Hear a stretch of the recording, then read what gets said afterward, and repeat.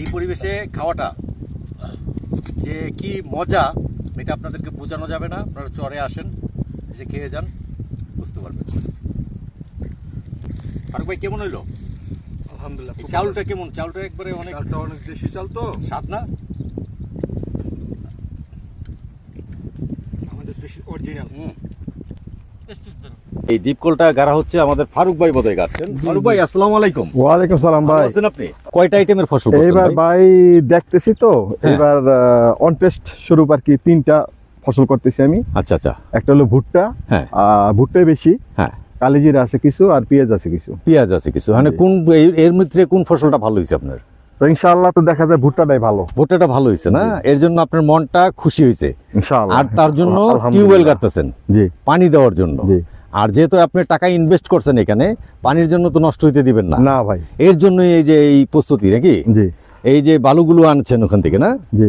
এইগুলো টিউবওয়েলের ভিতরে, পাইপের ভিতরে দেওয়া হবে। হ্যাঁ ভাই। আচ্ছা, গোবরও লাগে নাকি? এটা কিন্তু অনেকে জানে না, এই গোবরটাও লাগে। এটা কি পানি ফ্রেশ করার জন্য? ক্লিয়ার থাকে। বন্ধুরা, আমরা আছি আজ শরীয়তপুর জাজিরা পালের চরে। এখানে কৃষি ফলন ভালো হয়েছে, সরষা খুব বাম্পার হয়েছে। ওই যে আমার পাশে দেখা যাচ্ছে যে আমাদের ফারুক ভাই ওখানে ঢিপকল গাড়ছেন, সেটা হলো ভুট্টার জন্য। আজ ভুট্টার জন্য যে ঢিপকল গাড়ছেন, কারণ ভুট্টা খেতে অনেক পানি দিতে হয়, এই কারণে উনি ঢিপকল গাড়ছেন। উনি পেঁয়াজ রোপণ করেছেন, উনি সরিষা রোপণ করেছেন, উনি ধনিয়া রোপণ করেছেন, উনি জিরা রোপণ করেছেন, উনি পেঁয়াজ রোপণ করেছেন, উনি পাশাপাশি সব ধরনের ফলনটাই অল্প অল্প করে করার চেষ্টা করেছেন। আজ আমরা ফারুক ভাইয়ের সাথে কিছু কথা বলবো এবং আপনাদেরকে শোনানোর চেষ্টা করব তার সফলতা এবং তার ব্যর্থতার গল্প। আপনারা আমাদের পাশেই থাকুন এবং দেখতে থাকুন। আচ্ছা ফারুক ভাই। জি ভাই। এই প্রস্তুতিতে নিছেন কতদিন হয়? এই 2 মাস তো হবেই, 2-3 মাস। ফসলের প্রস্তুতি নাকি? ফসলের প্রস্তুতি 2 মাস হবে। 2 মাস হবে। আর এই যে টিউবওয়েল গাড়বেন, এটার সিদ্ধান্ত কিভাবে নিলেন? সিদ্ধান্ত নিলাম যে আগেই আমার এটাই ছিল, হ্যাঁ, যে ভুট্টা এবং যে কোনো চাষ করি জি আমি সেচটা এখানে রাখবেন। চিন্তা ভাবনা এটা কন্টিনিউ করবে সেচ। আচ্ছা আচ্ছা। এখন আমি এই ভুট্টা, পেঁয়াজে, তারপর কালিজিরায়, জি, ভুট্টা মিনিমাম আমি 3বার পানি দিব। 3বার দিবেন? হ্যাঁ, এটা আমার চিন্তাধারা। আচ্ছা আচ্ছা। না, আপনার চিন্তাধারাটা এটাই কারেক্ট। 3বার পানি দিব। আর আপনার ওই পেঁয়াজও পানি দিব। জি। এখন পানি দেওয়ার পরে, সেচটা দেওয়ার পরে, জি, কয়েকদিন পর আমি আবার সারটা দিয়ে দিব। সার দিয়ে দিবেন? জি, হ্যাঁ। এখন ভুট্টা লাগানোর পর ওই যে দেখেন না, বীজ লাল সাদা সাদা হয়ে গেছে, হ্যাঁ হ্যাঁ। এই ঘাসগুলো মারার জন্য আমি আবার ওষুধ দিছি। ওহো, ঘাসের ওষুধটা দিছেন নাকি? মানে গাছটি ফ্রেশ দেখা যাবে? গাছটি ফ্রেশ দেখা যাবে, ওই সেটা গেলে দেখতে পারবেন ওগুলো মরে গেছে। আচ্ছা আচ্ছা। কতটুকু জায়গার ভিতরে ভুট্টা বুনছেন এবার? ভুট্টা এখন প্রায় 14 বিঘার মতো। 14 বিঘার মতো। ভাই ওই যে দেখা যাচ্ছে কালো হয়ে গেছে গা, সবুজ কালো হয়ে গেছে, ওইগুলো কি ভুট্টা? হ্যাঁ, ওইগুলো ভুট্টা। ওনারা কি একটু আগে বুনছে তাই না? আমার 1 মাস আগে বুনছে ভুট্টা। আচ্ছা ভাই, এই চরে এই যে ফসল করতেছেন, এই ফসল বিক্রি করার কোনো পরিকল্পনা আগে হাতে নিয়ে নিয়েছিলেন? বিক্রি করার পরিকল্পনা ভাই আমি যতটুকু বুঝি আর কি, আমার জি এই ছোট জ্ঞানে, সেটা হইলো আপনার এরকম ফসল আপনি করবেন যারা বাইরে থেকে আসে, ফসলটা এইভাবে করতে হবে যদি আপনি ফসল উঠানোর সাথে সাথে যদি বিক্রি না করতে পারেন, এটা যেন আপনি রাখতে পারেন ঘরে, মজুত করে রাখি দিতে হয়, যেরকম কয়েকদিন পচে না যায়, কিছুদিন রাখা যায়। এই ধরনের ফসলগুলো করাটাই বেস্ট আমার মনে হচ্ছে। এই জন্য যখন সবগুলো ফসল উঠে তখন আপনার ফসলের দামটা কিছু কম থাকে। জি, বুঝছেন? 2-4-6 মাস যদি আপনি ঘরে রেখে দেন, তাহলে আস্তে আস্তে দেখা যখন ঘাটতি পড়বে তখন যদি এগুলো বিক্রি করতে পারেন, 2টা পয়সা আপনিও পাইলেন এবং বাজারটাও স্থিতিশীল হইলো, তাই না? জি। আচ্ছা আচ্ছা। আর একটা কথা ভাই, এই যে ফসল এখানে আমরা তো আসি, জি, তো এখানে ফসল করতে হলে অনেকগুলো দিক দেখতে হয়, যেটা আমি আগে জানতাম না, এখন এটার সাথে জড়িত বিধায় আমি জানি। হ্যাঁ, প্রতি সপ্তাহ আমার আসতে হয় এখানে। হ্যাঁ। আর এই যে নিজের লোক ভাই অবশ্যই থাকতে হবে। আচ্ছা আচ্ছা। আর আপনি নিজের সবসময় এটার কন্টিনিউ পর্যবেক্ষণ করতেই হবে। আচ্ছা আচ্ছা। এটা কি এখানে আইসা বুঝলেন? হ্যাঁ, এইখানে আসার এই ধারণাটা তো আগে ছিল না? না ভাই, শিখছেন এখান থেকে? এখান থেকে শিখতে আসি, দেখতে আসি, শিখতে আসি। এখন ইনশাআল্লাহ আমি যেভাবে করতেছি, আমার একটু চিন্তা ভাবনাটা অন্যভাবে আমি করতেছি এবার। আচ্ছা আচ্ছা। কেন দেখবেন যে বেশিরভাগ জায়গায় আপনার ডিপ নাই। আচ্ছা আচ্ছা। কিন্তু আমি ডিপ এখানে বসাইছি, আগামীবার যদি দেখি আল্লাহ এবার কি করে, যদি ভালো হয় তাহলে আগামী আর কিছু বেশি জায়গা নিয়ে আরেকটা ডিপ বসাবো, আচ্ছা বুঝছেন।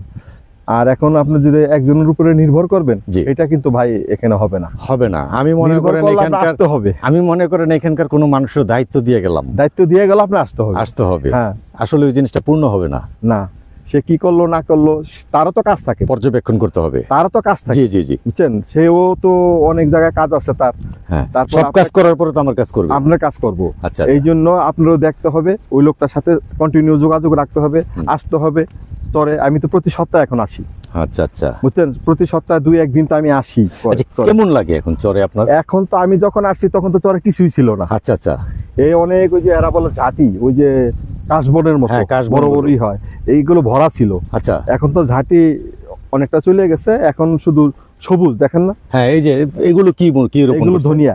ধনিয়া, হ্যাঁ, এগুলো আচ্ছা আচ্ছা, ধনিয়া। মানে ধনিয়াটা বড় হয়ে গেছে। হ্যাঁ, বড় হয়ে গেছে। আচ্ছা যাক, এখন এই ফারুক ভাই একটা ব্যক্তিগত প্রশ্ন করি, কি কাজ করছেন? আমি কাতার শিক্ষা মন্ত্রণালয় ছিলাম, আচ্ছা আচ্ছা, বুঝছেন, তখন ওখানে তার মানে একজন ভালো প্রবাসী ছিলেন আপনি। জি কত বছর? 36 বছর ওখানে ছিলাম আমি। 36 বছর? জি, এখন রিটায়ার্ড। আপনার জীবনের অর্ধেক বয়স তো সেখানে কাটাই জি দিয়েছেন ভাই, ভাই। এখন আমি তো রিটায়ার্ড, আচ্ছা। রিটায়ার্ড পারসন, এখন চলে আসছি।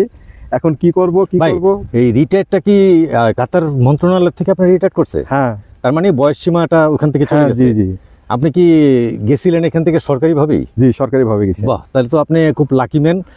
আর এই চরের ভাবনাটা কেমনে আসলো আপনার মাথায়? আমি বিভিন্ন ইয়ে থেকে, কৃষির প্রতি আমার আগে থেকে একটা দুর্বলতা আছে, আচ্ছা আচ্ছা, বুঝছেন, এই কৃষির প্রতি এবং আপনার এই যে গরু ছাগল এগুলোর প্রতি, হুম হুম। এই ফার্মিং মানে কৃষক, কৃষি, খামার। হ্যাঁ, খামার এবং কৃষির প্রতি আমার একটা দুর্বলতা আগে থেকে আছে। জি, তারপরে এই জিনিসটা হলো কি, আপনার এই ব্যবসাটা হলো কি, আমি আমার চিন্তাধারা থেকে বলতে পারি এটা 100% একটা হালাল ব্যবসা, আচ্ছা আচ্ছা, বুঝছেন। তারপরে কোথায় যাব, কি করব না করব চিন্তা করছি, এখন তো বসে থাকা উচিত না, সময় না। না, এই জন্য কিছু কিন্তু জায়গা- আপনি তো রিটায়ার্ড। হ্যাঁ, রিটায়ার্ড হলে তো ভাই জীবন তো পেরিয়ে গেছে আচ্ছা এখন। আচ্ছা আচ্ছা আচ্ছা, এর জন্য করতেছেন। হ্যাঁ, আর বৈশা সারা জীবন যেহেতু কাজ করছেন, এখন বৈশা থাকতে মনে চায় না, না? না বসে থাকা যাবেই না ভাই। আচ্ছা আচ্ছা, বইসা আল্লাহ তো থাকা- আপনার বহুত দিছে বোধহয়। আলহামদুলিল্লাহ, আল্লাহ যা দিছে, আল্লাহ তারপরে কাজ না করলেও চলতো, তারপরে করতেছেন, দেশের অবদান রাখতেছেন। অবদান রাখতেছি কি ভাই, আমার নিজের প্রতি নিজের যে ইটা আছে, না না, এটাই কৃষি করতেছি। সেক্টরে তো আপনি অবদান হ্যাঁ, রাখছেন। কৃষি সেক্টর ইনশাআল্লাহ আশা আছে, এইবার দেখি আল্লাহ কি দেয়, বুঝছেন।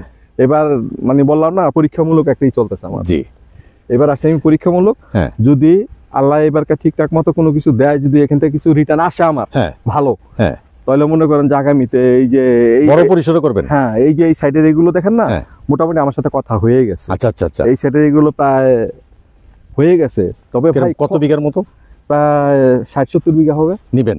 হ্যাঁ, ইনশাআল্লাহ। যেটা তো বড় বড় পরিসরে করবেন। হ্যাঁ, তার জন্য আপনার ডিপ কল গাড়াটা উচিত। দ্বীপগড় গাড়তেছি, আরেকটা গাড়বো, যদি এগুলো হয়ে যায় হ্যাঁ, তো ওই কর্নারে আরেকটা গাড়তে হবে। আরেকটা গাড়বেন, আরেকটা, নাহলে এটা মেকআপ করতে মেকআপ পারবে না। করা যাবে না। তবে ভাই আমরা আগে যেইভাবে এটার মধ্যে না ঢুকলে কৃষি খাতে হ্যাঁ যে প্রচুর খরচ না ভাই, হ্যাঁ হ্যাঁ, বুঝছেন, জমি রাখাটা কোনো ব্যাপার না। না, জমি রাখাটা কোনো বিষয় না, কিন্তু এখানে এটার পরিচালনা করা হুম, খুবই টাফ।